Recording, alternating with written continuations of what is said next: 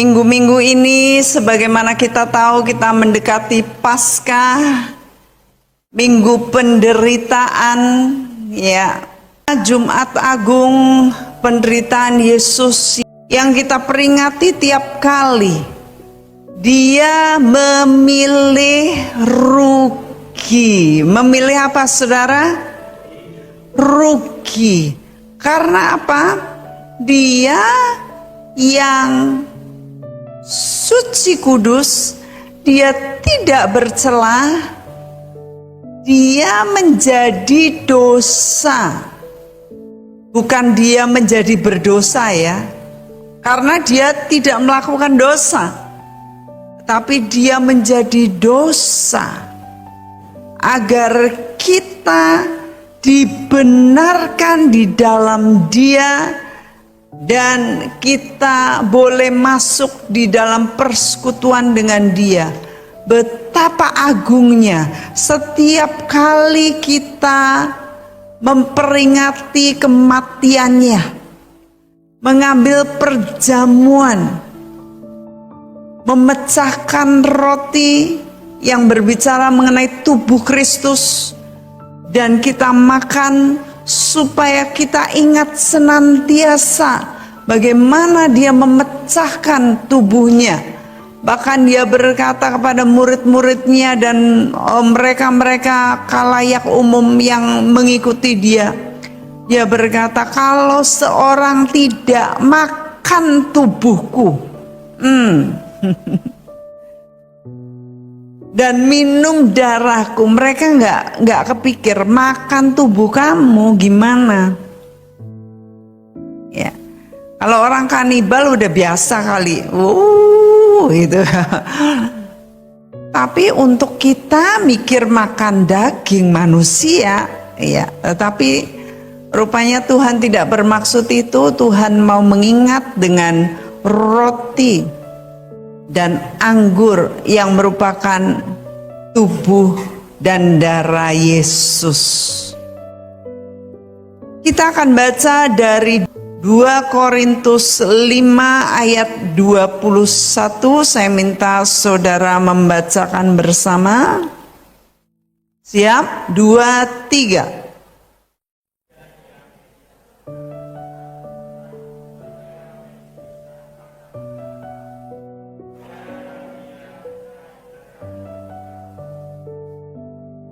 Nah, dia yang tidak mengenal dosa telah dibuatnya menjadi dosa. Dia tidak berdosa, tetapi karena dia tanggung dosa-dosa kita, dia menjadi suatu kata benda. Ya, dia menjadi dosa supaya apa? Gantian, supaya kita hidup dan dibenarkan oleh Dia, dibenarkan oleh Elohim, oleh Bapa kita. Jadi ada pertukaran, ada barter.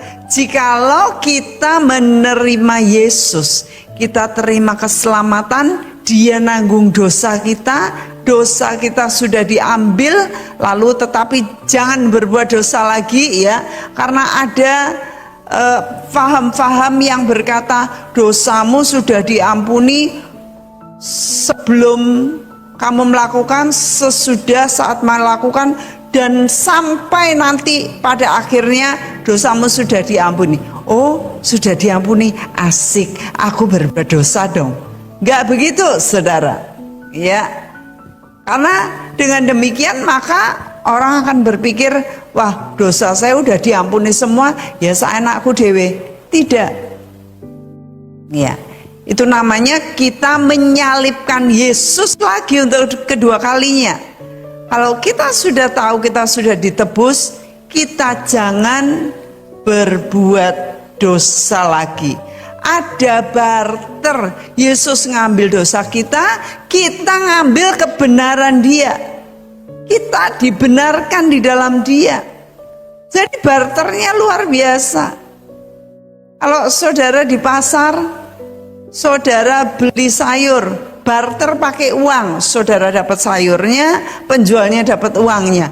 Kita sama Yesus, dia ambil dosa kita. Coba ambil dosa kita. Gak ada untungnya tapi rugi.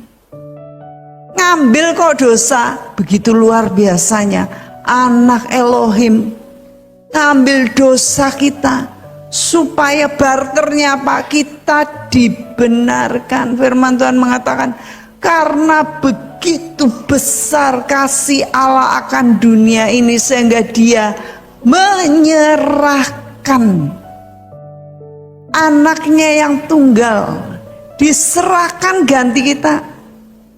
Supaya yang harusnya kita binasa, kita memperoleh hidup yang kekal. Dia pilih rugi. Itu sebabnya, apa yang harus kita lakukan? Filipi 2 ayat 5 sampai 11. Hendaklah, kita baca bergantian, hendaklah kamu dalam hidupmu bersama siapa? Bersama keluarga, bersama anak, bersama teman di kantor, bersama teman di sekolah, bersama siapapun. Dalam hidupmu bersama, menaruh pikiran dan perasaan yang terdapat juga dalam Kristus. Apa itu pikiran apa? Ini dia. Next. 2, 3.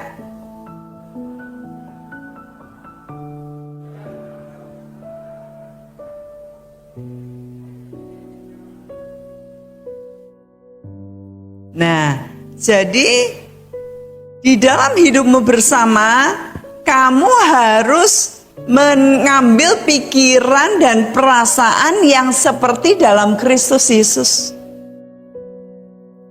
Ya, tidak mempertahankan kesetaraannya dengan Bapa, tetapi mengosongkan dirinya kosong.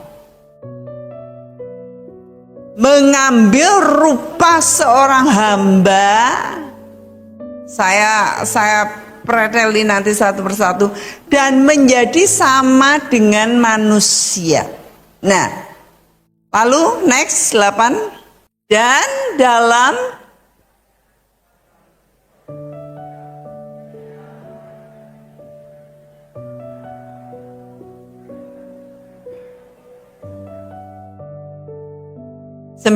itulah sebabnya Elohim sangat meninggikan dia dan mengaruniakannya kepadanya nama di atas segala nama. 10.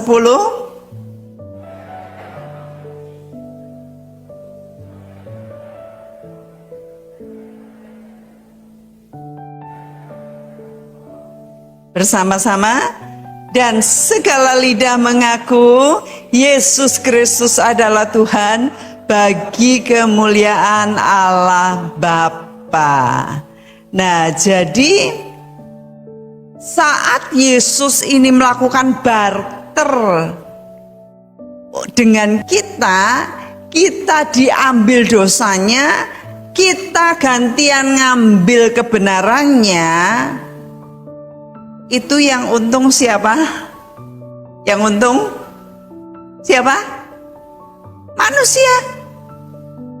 Yang rugi Tuhan. Nah, tetapi dia berkata sekarang, karena kamu sudah ditebus, firman Tuhan mengatakan, hendaklah dalam hidupmu bersama kamu mengambil pikiran dan perasaan yang terdapat juga dalam Kristus Yesus, yang walaupun dalam rupa Allah tidak menganggap kesetaraan dengan Allah sebagai milik yang harus dipertahankan, tetapi yang merendahkan dirinya, mengambil rupa seorang hamba, taat mati sampai di kayu salib. Nah, mengambil rupa seorang hamba. Hamba itu piye? Ya, cuma nunggu tuannya, cuman disuruh bilang enjendoro. Terus hambanya ini lihat doronya pakai mobil Alphard. Dia bilang, aku diajarin dong bos. Itu enggak? Ya. Doronya makan di restoran Diamond. Terus ini dikasih uangnya 10.000 nggo tuku mie ning ngarep kono. Ya jangan gitu dong bos, saya diajak lah gitu. Ada sopir diajak bosnya, saya mau makan dulu ya di Japanese restoran gitu. Kamu tunggu di sana, bos. Saya kasih mentah-mentahannya aja bos, mentahnya. Nggak minta mentahan, ya dikasih. Di dalam kan banyak tuh sayur mentah, nah, di bawah ini mentah. Bukan bos, maksudnya mentah itu. Gak bisa hamba seperti itu. Ya. Nah, saya pernah cerita kayaknya, tapi mungkin saudara agak lupa. Nah, sudah agak lama. Satu kali Moses, adik saya sama istrinya datang sama keluarga. Anaknya masih kecil-kecil. Masih didulang, berlarian, susternya dulang lari, dulang merong jam. Lari gitu. Terus mereka saya masakin spaghetti, masakin apa lagi, salad, masakin ikan gitu ya. Mereka makan. Terus, lihat ini babysitternya, udah lari sana. Itu kan olahraga ya. Olahraga. Sudah jam 2, udah lewat jam makan. Hati ini ya, nek pas di meja kami, ambune kok enak gitu ya. Deloi kok, aduh kok tinggal butut gitu ya. Nggak bisa ngomong apa-apa. Terus saya bilang sama istrinya Moses, itu kok babysitternya belum makan. Ya nanti aja katanya, nggak apa-apa piye jam loro ya. Anu ya, embung ya, angin ya, lari-lari terus, olahraga terus njulangnya. Terus sudah itu ya diambilin ya tinggal sisa-sisa. Apa ini akan ngomong, gak mangan aku, kayak buntut tok ngene iki. Spaghetti ora ana bumbune wis gak aku. Apa bisa? Gak bisa. Dikatakan Yesus mengambil rupa hamba. Dia mengosongkan diri. Jadi hendaklah dalam hidupmu bersama kamu menaruh pikiran dan perasaan yang terdapat juga dalam Kristus Yesus. Hamba. Bukannya dikasih. Aku ndak suka. Ndak suka. Ya wis, kelaparan sisan. Ya toh. Gak bisa, gak suka ya makan. Dulu saya melatih staf-staf awal saya. Ini tempe, gak suka kak, saya maunya tahu. Makan tempe. Sayur asem, aku gak suka sayur asem, aku suka lodeh. Makan sayur asem. Oh itu jangan nengok petenya, aku gak suka bau pete. Makan. Saya tahu dia ndak suka, sesuai tak gawe ke pete meneh. Sesuai rata kei tahu, tak kei tempe, terus gen sampai doyan. Baunya bawang aku nggak suka. Bawang ki sehat, ndak suka makan. Tapi dulu masak, tak suruh masak apa masak. Saya bilang ini nggak pakai bawang merah ya, lo kok tahu? Lah aku ya tukang masak ngerti, kasih bawang merah, lain kali nggak bisa karena dia ndak suka, orang lain suruh ndak suka ya, suka harus sampai sekarang suka, berambang mentah pun dia kremus, semua sampai gitu. Dulu staf saya nggak suka pete, bareng suka. Nek saya turun dari puncak bawa pete, sak itu loh, sak kunciran abot itu loh. Loncat-loncat, hure pete. Loh. Hamba kita ini hamba. Yesus menghambakan dia keluh. Dia nggak bisa ngomong. Firman Tuhan dalam Yesaya mengatakan dia seperti anak domba yang masuk ke dalam penyembelihan. Keluh, nggak bisa ngomong, nggak bisa. Aku mau.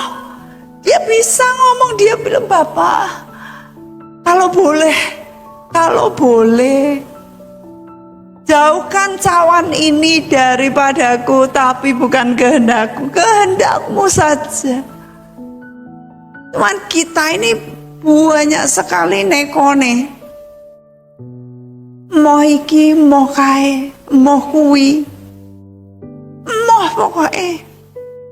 Saya tuh di sini diajarin papi mami makan apa saja. Anak hamba Tuhan harus bisa makan apa saja, nggak bisa milih-milih, itu nancep. Jadi saya makan apa saja.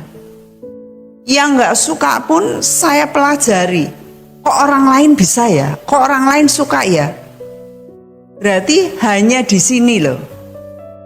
Jadi harus ngubah sini. Saya harus makan, harus bisa. Karena saya hamba Tuhan, di mana-mana nanti saya ditolak kalau saya nggak makan yang dihidangkan. Hamba mengosongkan diri, milih rugi, dan dalam keadaannya sebagai manusia, ia telah merendahkan dirinya dan taat sampai mati, bahkan sampai mati di kayu salib. Sampai mati mencucurkan darah. Kita ini taatnya belum sampai mencucurkan darah, saudara.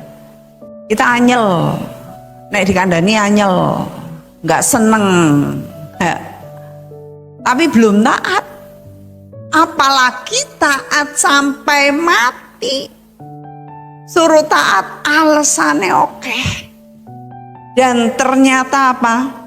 Saat kita seperti Yesus merendahkan diri, mengosongkan diri, gak punya milik apa-apa, tidak mengingini apa-apa, tidak memiliki hak apapun, dikatakan itulah sebabnya Elohim sangat meninggikan dia.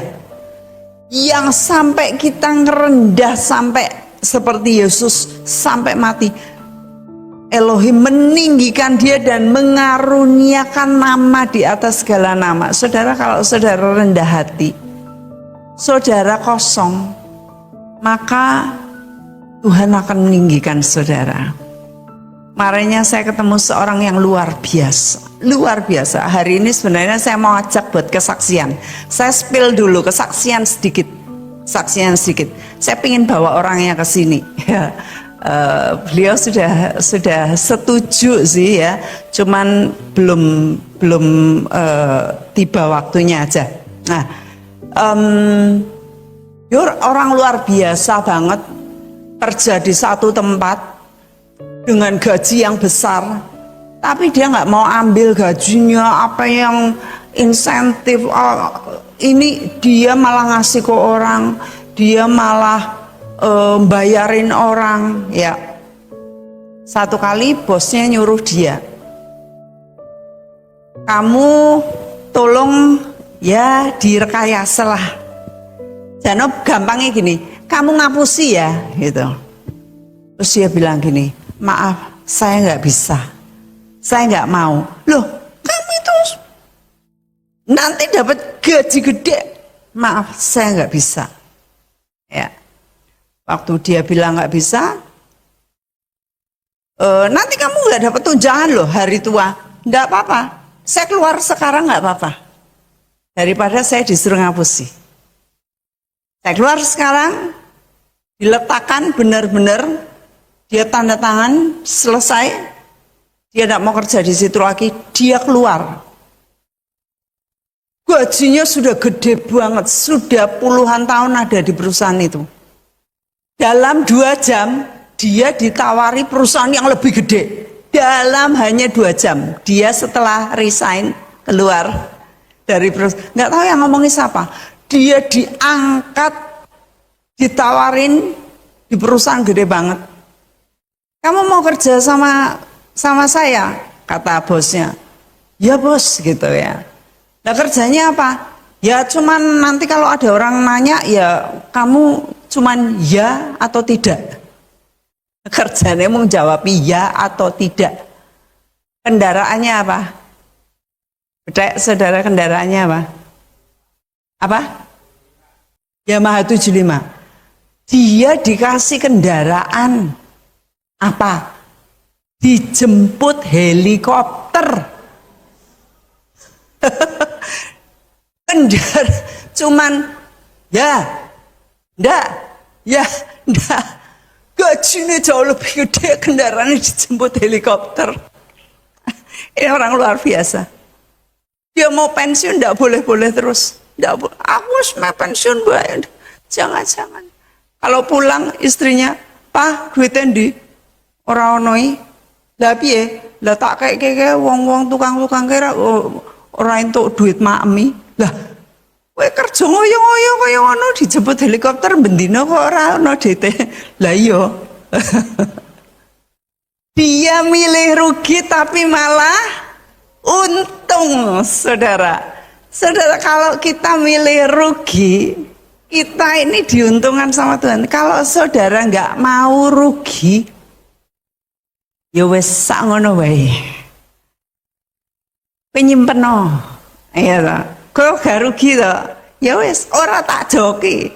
Tapi nek kowe gelem rugi, seperti ini. Mau rugi. Wah, luar biasa. Wah, saya sampai geleng-geleng dengar kesaksian Bapak tersebut. Saya akan bedah firman Tuhan yang luar biasa, yang mana orang yang terkenal ini dia milih rugi. 1 Samuel 26 ayat 8. Kisahnya adalah di mana Daud itu dikejar-kejar mertuanya tiap kali. Mau dibunuh karena apa? Mertuanya iri sama dia. Iri karena apa? Karena yang lain orang-orang cewek-cewek itu pakai tamborin, mereka nyanyi-nyanyi. Saul mengalahkan beribu-ribu, tapi Daud mengalahkan berlaksa-laksa. Laksa itu lebih dari ribu. Hah?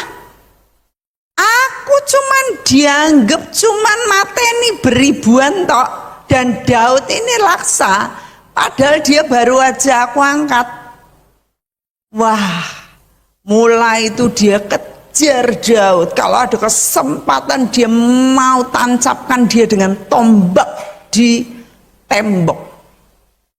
Akhirnya Daud yang akhirnya jadi menantunya, Daud pergi melarikan diri, dan dia di gunung-gunung, gunung batu, di padang-padang, dia ditemani oleh orang-orang yang banyak hutang, orang-orang yang dikejar debt collector, orang-orang yang susah, orang-orang miskin, semua ngumpul di dia, dilatih menjadi orang pasukan yang luar biasa.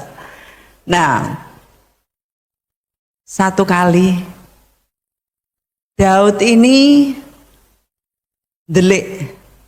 Waktu delik, ada aja orang yang laporkan kepada Saul, Saul raja. Itu loh, kamu kan cari Daud. Daud ada di sana. Oh iya, ada di sana. Ya wes, tak rono. Jadi dia dengan pasukannya datang ke sana, dan masih ada jarak. Ya. Daud lihat dari jauh. Wah, mereka sudah ngejar, sampai sana mereka pada tidur. Capek, malam hari tergeletak semuanya tidur. Nah, waktu tidur, Daud ini yang berjaga-jaga, dia bilang sama Abisai, salah satu pasukan yang luar biasa. Dia bilang, yuk, siapa yang mau ikut? Aku mau ke sana. Ngambil tombak dan buyungnya Saul. Saul itu tidurnya di tengah-tengah pasukan, saudara. Di tengah pasukan yang ribuan dikelilingi, Daud mau ngambil di tengah-tengahnya. Ini orang luar biasa. Coba bayangkan, kalau dia gini kletek, ada yang bunyi aja, dia langsung matilah di situ dikeroyok. Cuma 2 orang dibanding ribuan. Saul kalau pergi 3.000, itu 4.000. Ngejar Daud ini ribuan. Nah, akhirnya sampailah dia di sana. Dan ayat 7 kita baca sekarang ya. Datanglah Daud dengan Abisai kepada rakyat itu pada waktu malam. Dan tampaklah di sana Saul berbaring tidur di tengah-tengah perkemahan dengan tombaknya terpancung di tanah, ya, pada sebelah kepalanya. Sedang Abner, kepala pasukan Saul dan rakyat itu berbaring di sekelilingnya. Jadi dikelilingi, dia di tengah-tengah, rajanya toh. Lalu Abisai berkata kepada Daud, nah hari ini loh, saat inilah Tuhan menyerahkan musuhmu dan tanganmu. Oleh sebab itu izinkan aku nyabut tombak ini, jelek sekali aja, tidak usah 2 kali, jelek, pasti mati. Lalu Daud ngomong, hush, jangan musnahkan dia, sebab siapakah yang dapat menjamah orang yang diurapi Tuhan dan bebas dari hukuman. Wah, kalau Saul nggak peduli, dia mau bunuh Daud tanpa ada tedeng aling-aling, tanpa ada hati nurani, nggak peduli. Tapi Daud berkata, jangan. Dia orang yang diurapi Tuhan. Kalau kamu bunuh dia, kamu ngapa-ngapain dia, kamu nggak bisa bebas dari hukuman. Kamu pasti dihukum. Lalu Daud berkata, demi Tuhan yang hidup, niscaya Tuhan akan membunuh dia. Entah karena sampai ajalnya dan ia mati, entah karena ia pergi perang dan hilang lenyap di sana. Wes toh, percaya, biar kita serahkan kepada Tuhan, ya. Lalu Daud berkata, sekarang ayo ambil tombak yang di sebelah kepalanya dan ngambil kendi itu. Mari kita pergi. Ini ada ayat yang luar biasa, ayat 12. Kemudian kita baca bersama-sama. Kemudian Daud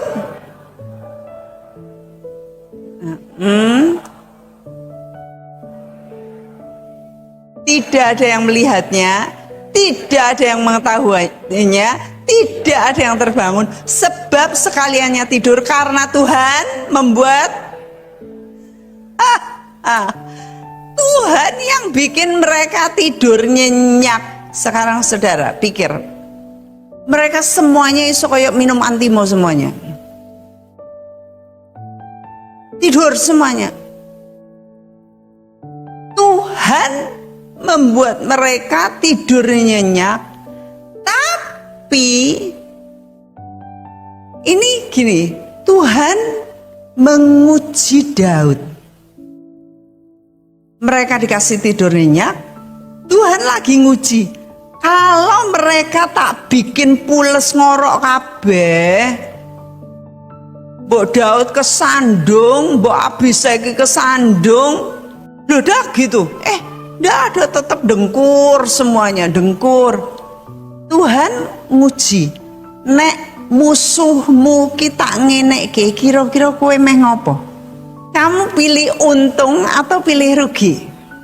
Nah, saudara, kira-kira kalau saudara punya kompetitor, musuh, saudara punya, misalnya saudara dagang di pasar, jenis jualannya sama, sana payu banget, kira-kira saudara piye? Anyel gak? Iri enggak? Kalau saudara iri berarti saudara enggak mau rugi, enggak mau milih rugi. Saudara doakan musuhmu, Saudara bersuka cita bersama mereka memang sulit. Mengasihi musuh itu sulit. Mengasihi orang yang sudah menganiaya saudara itu sulit, sakit hati. Gak bakal mungkin saudara berkata, sampai aku masuk ke liang kubur gak bakal aku lali terus pokoknya. Mungkin saudara gitu, saudara kalah.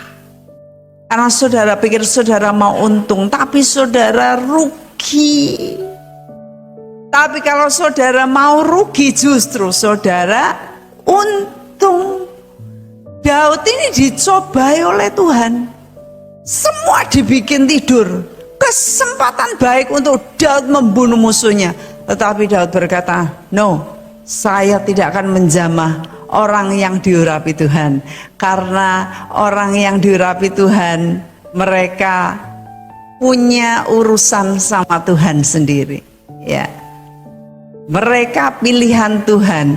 Saul itu mbok sudah kayak gila, benar-benar kayak orang gila. Dia sudah buta mata. Dia kejar-kejar Daud sampai dia ketemu nabi-nabi, dia telanjang kayak orang gila. Ya, kalau Daud mikir orang yang diurapi Tuhan tapi sudah gilai, pateni weh misalnya ya. Tapi Daud tidak. Yang lebih luar biasanya lagi, pada saat Saul mati, Daud itu meraung nangis. Saudara, siapa yang nangisi musuhmu? Ada enggak? Belum ya. Musuhnya saudara enggak usah ngomong mati, enggak payu aja. Wah, saudara loncat-loncat, syukur gue. Rasakno, ya toh. Balasan Tuhan itu pasti. Nah, tapi Daud ini kenapa? Sampai dia dilayakkan Tuhan nantinya menjadi Raja Israel selamanya dalam kekekalan. Daud raja yang dikenang, raja yang dicintai rakyat, yang namanya dipakai seluruh dunia. Banyak orang bernama David karena luar biasa. Sebagaimana yang lalu saya sampaikan bahwa kita bisa aja berdosa, kita bisa aja bersalah. Tetapi seperti Daud, saat dia salah dan Nabi Nathan nuduh dia berkata, ya aku orangnya, aku bersalah. Seperti Yehuda, dia bersalah. Dia tidur dengan wanita sundal yang ternyata adalah menantunya. Waktu dituding, ternyata dia bilang, wanita itu yang benar, saya yang salah. Berapa banyak kita ngakuin kesalahan kita, berapa banyak kita merendahkan diri, tapi kita lebih seneng, kita pongah, saya yang benar, dia yang salah. Bolak-balik meninggikan dirinya, aku. Tidak mau rugi. Padahal dengan kita memilih rugi, kita malah diberkati. Dengan Daud ini memilih rugi, tidak membunuh Saul, dia malah dimuliakan. Akhirnya Saul mati sendiri. Saat berperang, dia kemudian kena panah. Ya, kena panah dan dia akhirnya bunuh diri, dia nancepin sendiri. Tetapi tangan Daud bersih dari dosa pembunuhan terhadap Saul, orang yang diurapi Tuhan. Walaupun tangannya berlumuran darah oleh dosa terhadap Uria karena istrinya disetubuhi. Tetapi Daud ini luar biasa. Kalau kita mau belajar, saudara, hatinya Tuhan, hatinya Daud yang milih rugi, kiranya ini berdengung terus menjelang Jumat Agung, menjelang peringatan kematian Yesus. Kita senantiasa ingat milih rugi.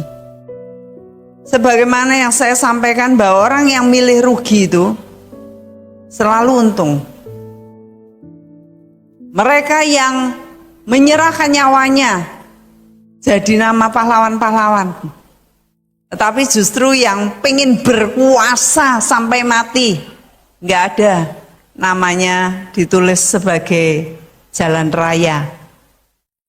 Yang pengen mukanya dicap di uang Indonesia, malah nggak bisa, nggak diterima rakyat. Tetapi saat mereka memilih rugi, nama mereka dikenang. Mereka membela bangsa, mereka ditinggikan, disanjung-sanjung, luar biasa. Nah, hari ini saudara kita belajar bagaimana kita menyangkal diri, memikul salibnya. Firman Tuhan tadi dalam Filipi 2 ayat 5-8, hendaklah dalam hidupmu bersama, hidup bersama. Kita hidup bersama di sini, saudara hidup bersama di rumah, saudara ada yang hidup bersama di pasar, ya, ada yang hidup bersama di sekolah, di kampus, ada yang hidup bersama di satu pekerjaan.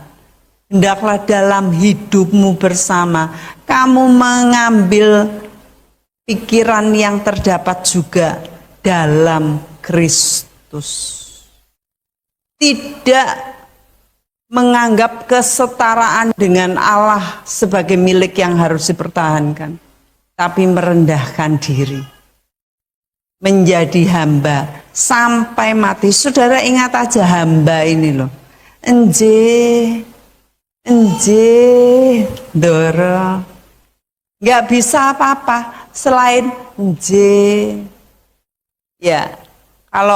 Kalau hamba yang nggak terimonan, aku kok dikon ngene, aku kok dikon ngono, aku kok dikei duit mung sithik, aku kok ora digaji, aku kok lali digaji, aku kok ora diperseni, aku kok ora ditambahi.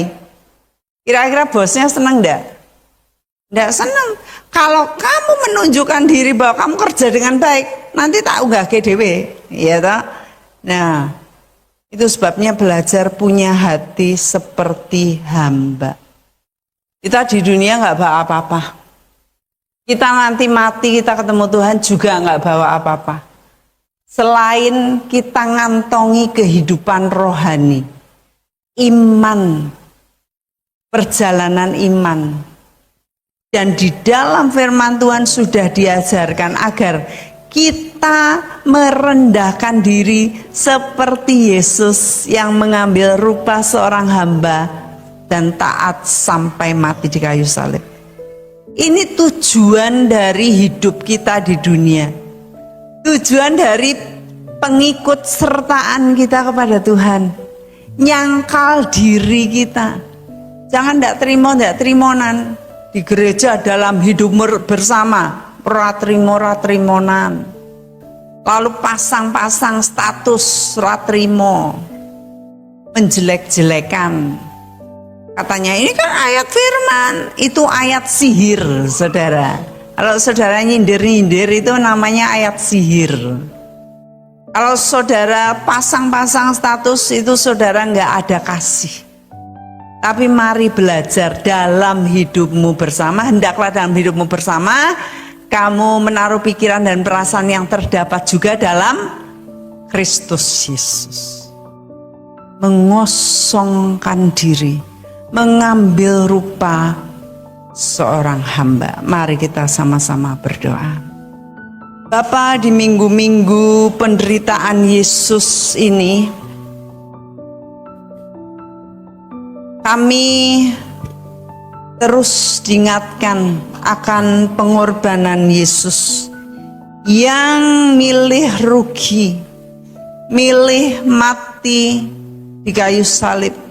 Walaupun dia bisa mendatangkan pasukan bala tentara surga untuk menyelamatkan dia, tetapi dia bahkan bungkam, bahkan keluh. Dia tidak membela diri, tidak membenarkan diri. sehingga Tuhan meninggikan dia. Demikian juga kami belajar dari Raja Daud. Walaupun ada kesempatan bisa membalas musuhnya, tinggal menancapkan tombak satu kali saja dengan sekuat tenaga. Bahkan bukan dia yang membunuh, tetapi dia memilih rugi. Dia memilih membebaskan musuhnya. Walaupun ada roh ketiduran dari Tuhan. Tuhan, ajar kami saat musuh-musuh kami, mereka-mereka yang benci kami, mereka nampaknya nyaman, nampaknya kami bisa sekali blow up, langsung mereka kalah. Mungkin ada ujian dari Tuhan untuk kami bisa nyukurin, tetapi ajar kami seperti Raja Daud yang tidak memberikan dirinya untuk membalas, tetapi menyerahkan pembalasan itu kepada Tuhan. Terima kasih untuk jejak yang Tuhan Yesus tinggalkan bagi kami, sehingga terus-menerus kami belajar untuk rela rugi, tidak memperhitungkan, tidak bela diri, tidak cari untung, maka suatu hari Tuhan akan meninggikan kami. Terima kasih Bapak, berkati umat-Mu, mereka yang sudah mendengarkan firman. Firman ini akan masuk ke dalam roh mereka, sehingga mereka pun saat dihadapkan dengan ujian-ujian tertentu, mereka mulutnya tidak mengeluh, hatinya tidak gerundel, pikirannya tidak menghakimi, tetapi mereka bisa mengucap syukur dan memberkati musuh-musuh mereka, agar mereka diberkati dan mereka seperti Yesus yang ditinggikan oleh Bapa, mendapatkan tempat yang sangat layak untuk orang yang rendah hati. Terima kasih Bapa, kami serahkan waktu ini ke dalam tangan Tuhan, dalam nama Tuhan Yesus. Haleluya, amin.